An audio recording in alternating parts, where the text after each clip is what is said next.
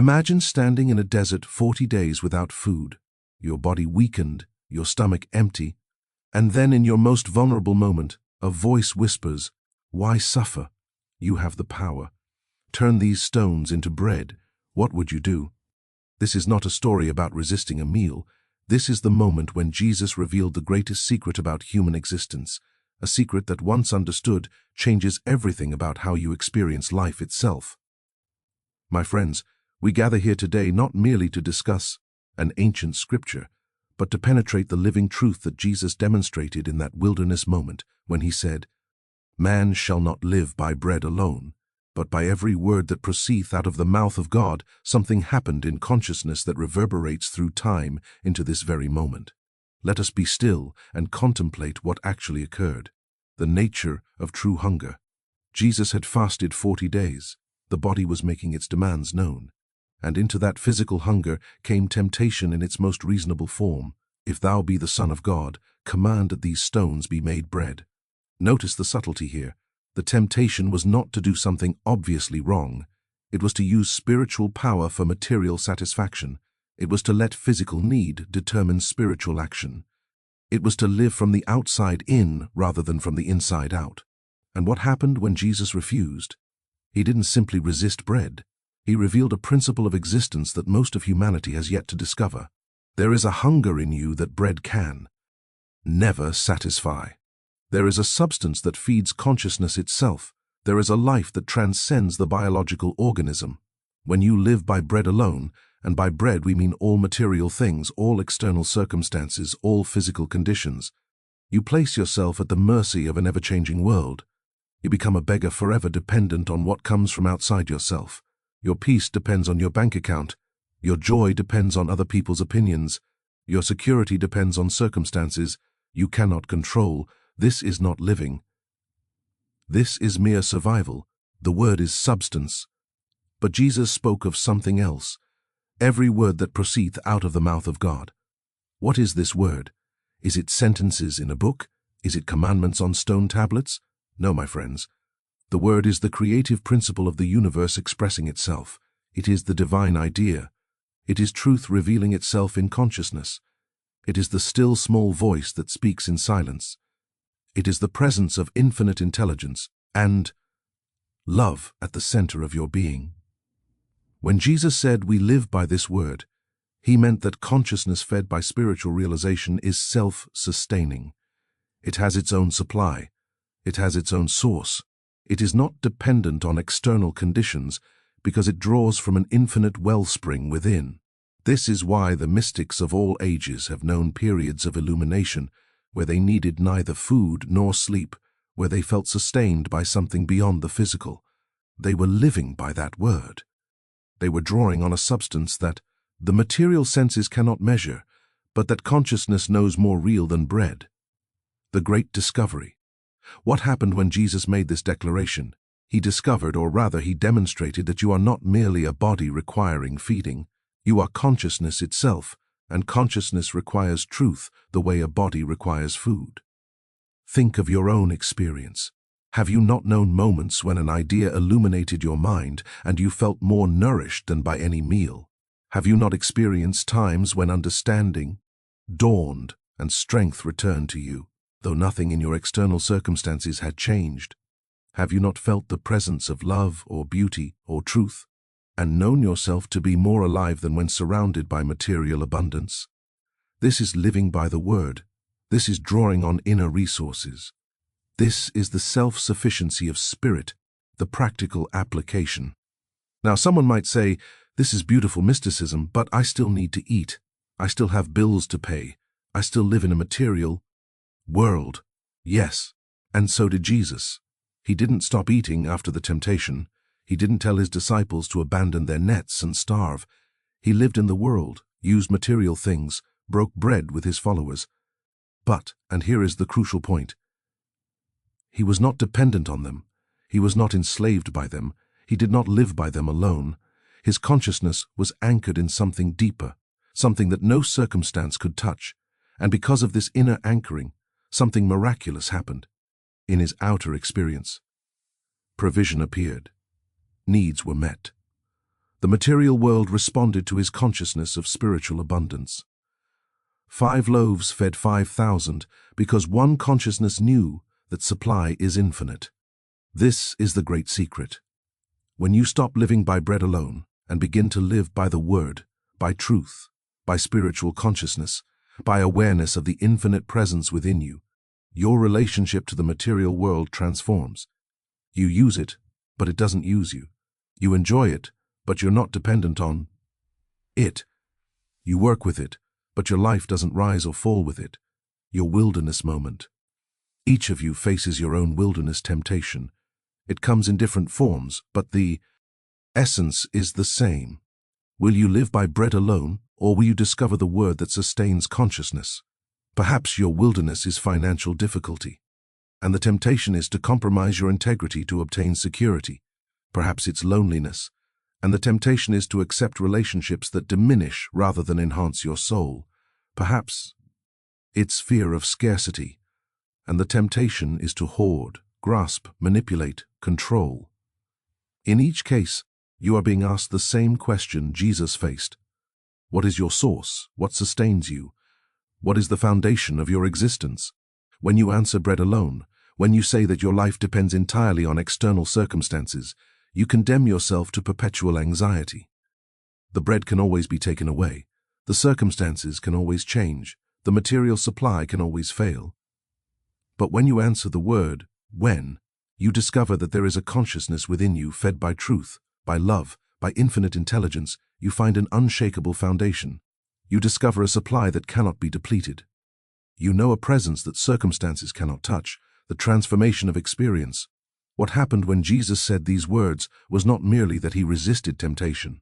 A revelation occurred, a principle was demonstrated, a way of living was illuminated, and every person who has truly understood this teaching has experienced the same transformation. They have stopped being victims of circumstance and become expressions of consciousness. They have stopped begging from the world and started drawing from the infinite. They have stopped living in fear and started living in faith. Not faith that things will work out, but faith that there is a presence and power within them greater than any circumstance they will ever face. This doesn't mean you stop eating bread. It means you stop worshiping it. It means you stop giving it power over your peace. It means you stop believing that your life consists of the abundance of things you possess. Instead, you begin each day knowing that you are sustained by something invisible, nourished by something intangible, supported by something infinite. You go about your human activities, but you do so from a consciousness of sufficiency rather than lack, abundance rather than limitation, wholeness rather than need. The invitation, my friends, the invitation before you today is the same one Jesus faced in the wilderness. Will you discover what truly sustains life? Not just biological life that continues automatically for a time regardless of your consciousness, but real life, abundant life, the life that is lived from the inside out. The life that knows itself as more than a temporary organism dependent on external supply. The life that is conscious of its source in the infinite. This discovery doesn't come through intellectual understanding alone, though understanding helps. It comes through practice. It comes through turning within daily and touching that place where the word is spoken. It comes through meditation, contemplation, the cultivation of inner stillness where you hear what cannot be heard with ears and know what cannot be known with the material senses. It comes through those moments when instead of immediately reacting to circumstance, you pause and remember, I shall not live by this circumstance alone. I shall live by the truth that is speaking in my consciousness. I shall live by the word.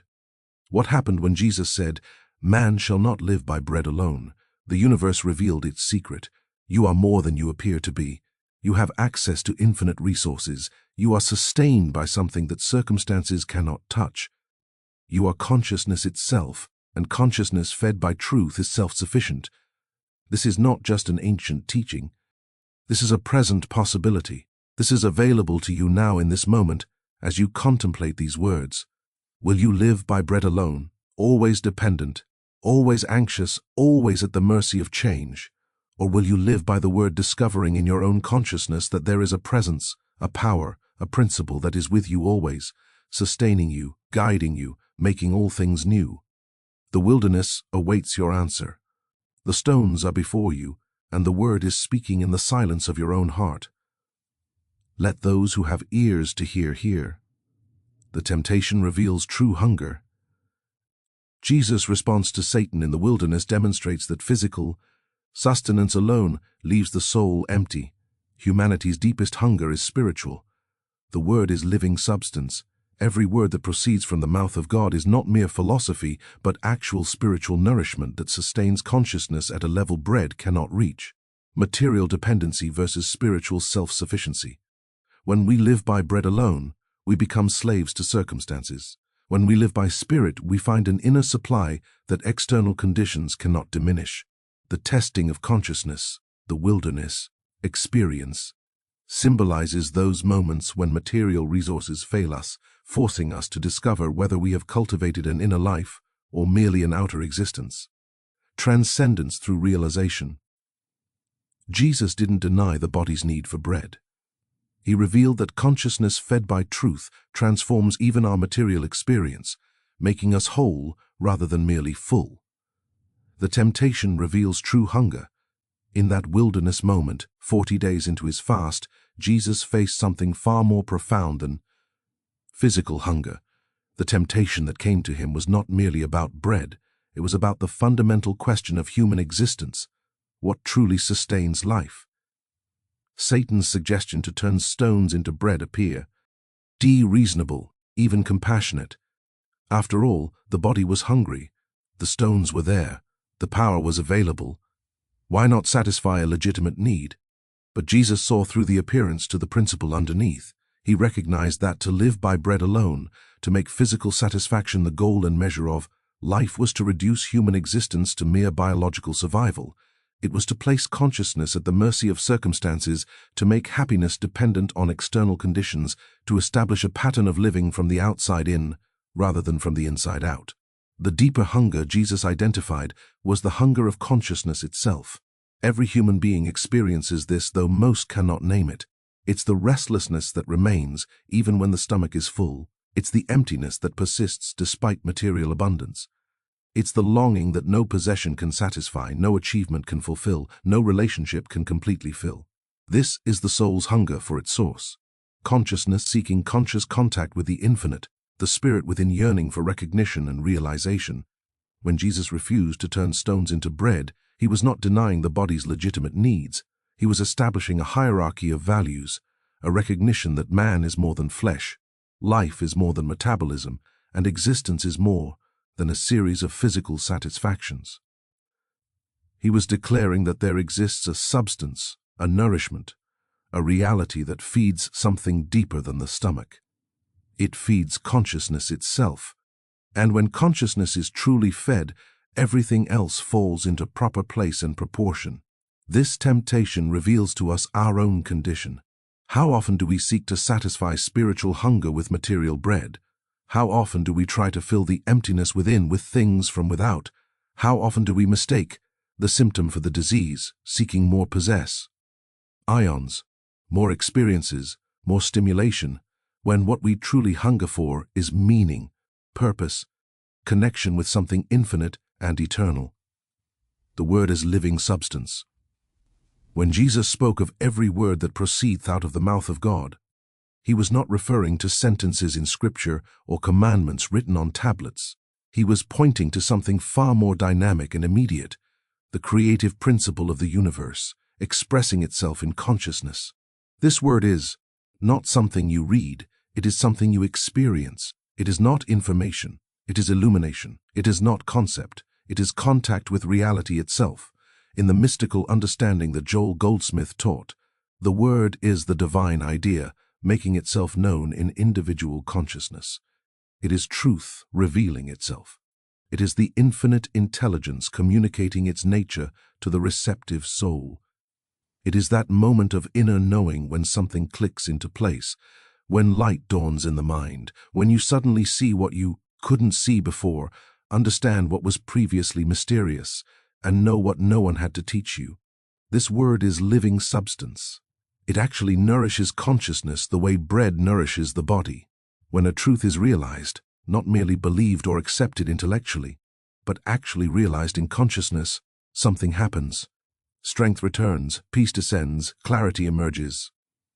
The person who was confused finds direction. The person who was weak discovers inner fortitude.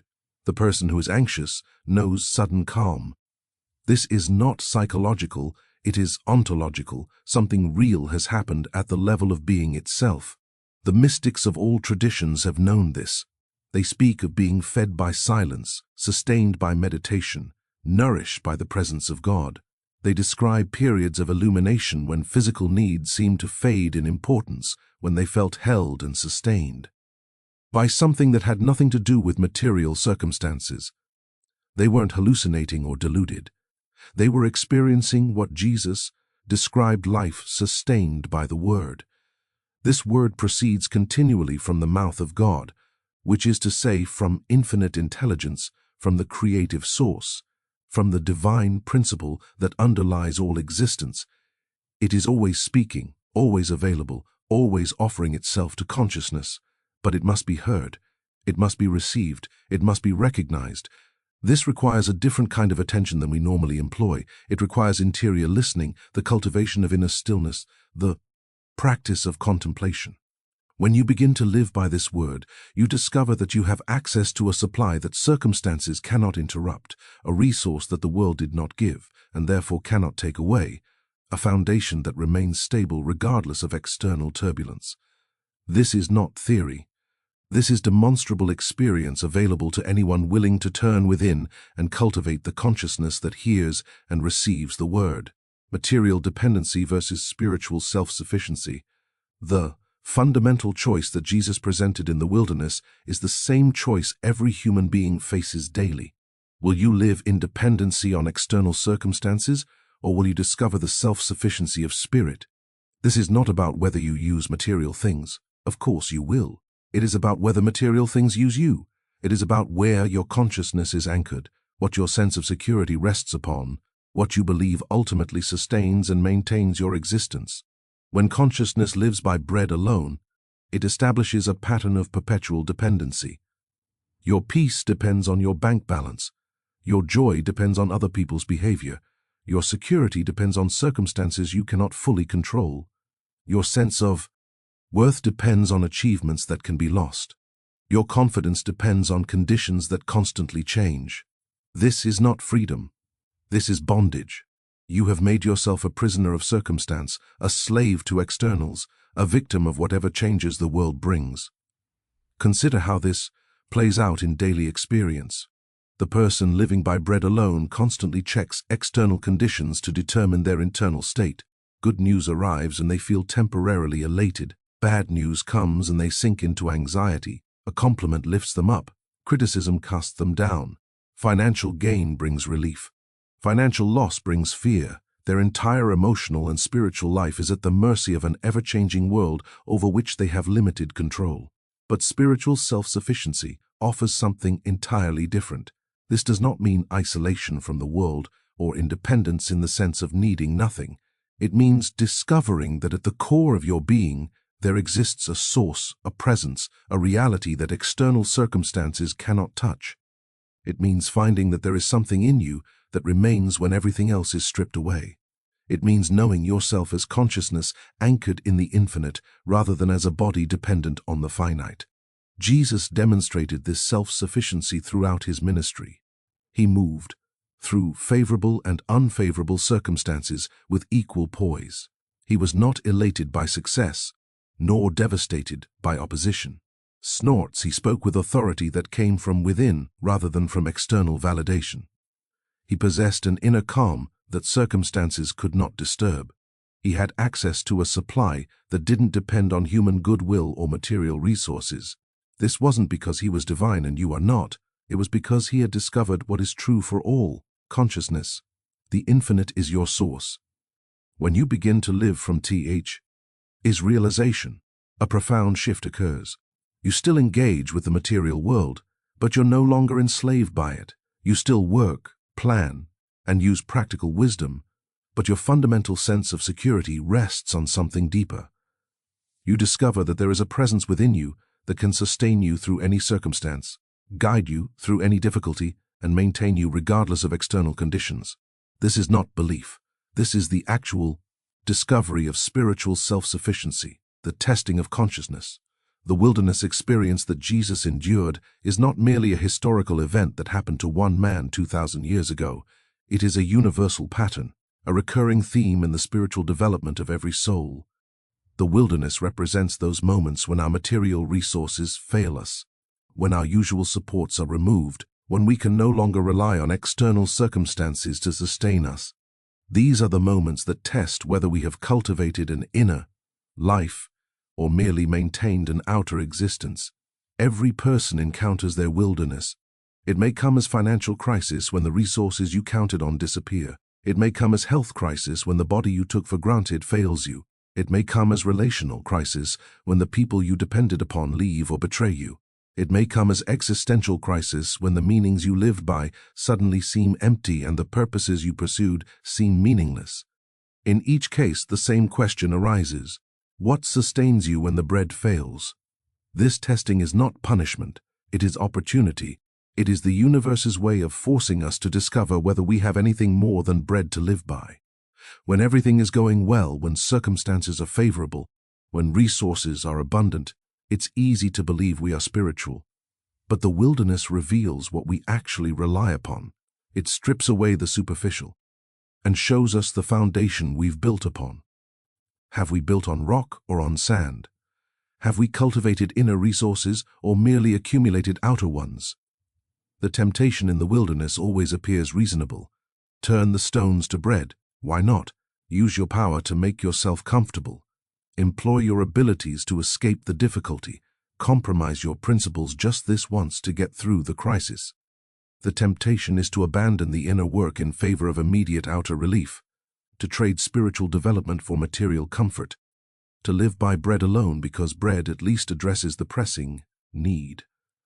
But those who succumb to this temptation miss the very thing the wilderness was designed to reveal: the presence of a sustaining power within consciousness itself. They return to dependency on externals. Having learned nothing from their crisis, they rebuild the same structure that collapsed, reinvest in the same securities that failed them, re-establish the same patterns that led to emptiness. Those who, like Jesus, refuse to live by bread alone discover something extraordinary in the wilderness. They find that when material resources fail, spiritual resources emerge. They discover capacities they didn't know they had, wisdom they didn't realize they possessed, strength that comes from somewhere beyond the physical. They learn that consciousness sustained by truth can endure what the body alone cannot. They realize that there is indeed a word that proceeds from the mouth of God, and this word is sufficient for every need. My friends, we have journeyed together through the wilderness of consciousness, exploring what happened when Jesus said those transformative words: "Man shall not live by bread alone, but by every word that proceedeth out of the mouth of God." Now we must ask ourselves the question that matters most. What will happen when you say these words? Not merely with your lips, but with your life. Not as quotation, but as realization. The choice before you is clear and immediate. It is not a choice you make once and forget. It is the choice you make in every moment of decision, in every circumstance of challenge, in every temptation to believe that your life depends entirely on what you can see, touch, and possess. Will you live by bread alone? Will you place your trust in the bank account that can be depleted, the job that can be lost, the relationships that can change, the body that will inevitably age? Will you anchor your consciousness in that which is temporary, changeable, uncertain? Will you remain a prisoner of circumstance, forever dependent on conditions beyond your control, perpetually anxious about what tomorrow might bring? Or will you discover what Jesus discovered in that wilderness? That there is a word, a presence, a power within you that no circumstance can touch. That consciousness fed by truth is self-sustaining. That you have access to infinite resources. That the source of your life is not outside you in the material world, but inside you in the realm of spirit. Go now into your life. Let the word feed your consciousness. Refuse to live by bread alone, and watch what happens not just in your circumstances, but in your very being as you discover the truth that Jesus lived. Man shall not live by bread alone, but by every word that proceedeth out of the mouth of God. This is not his truth alone. This is your truth. This is the truth of all consciousness. This is the secret of life itself. May you have the courage to live it. May you have the patience to practice it. May you have the faith to trust it. And may you discover, as countless others have discovered, that when you live by the word, everything, even your daily bread, becomes an expression of infinite abundance and unconditional love. Shh. Wilderness has spoken. The word has been given. The choice is yours. Let us close our eyes for a moment of silent recognition. In this silence, may you hear the word that is always speaking. May you know the presence that is always sustaining. May you realize the truth that is always true. You are more than bread. You are consciousness itself, eternally fed by the infinite source from which all life flows. Go in peace. Live by the word and be.